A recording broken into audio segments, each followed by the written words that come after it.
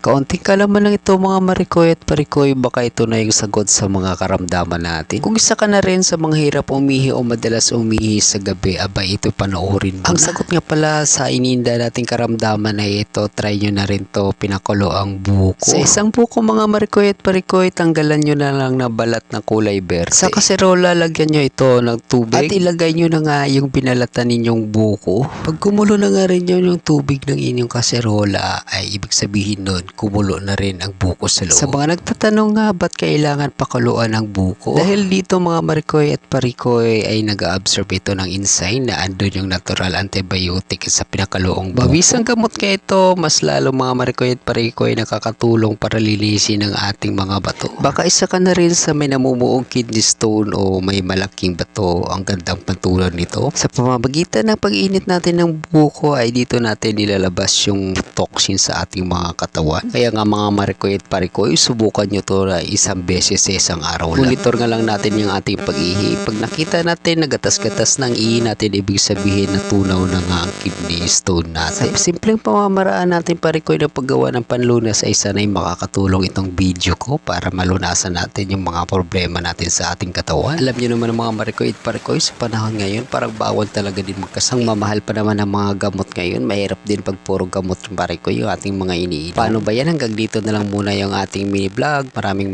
salamat sa inyong walang sawang suporta. Mag-ingat po tayo lagi. God bless po sa atin. At huwag kalimutan mag-like and share. Thank you for watching. Bye-bye.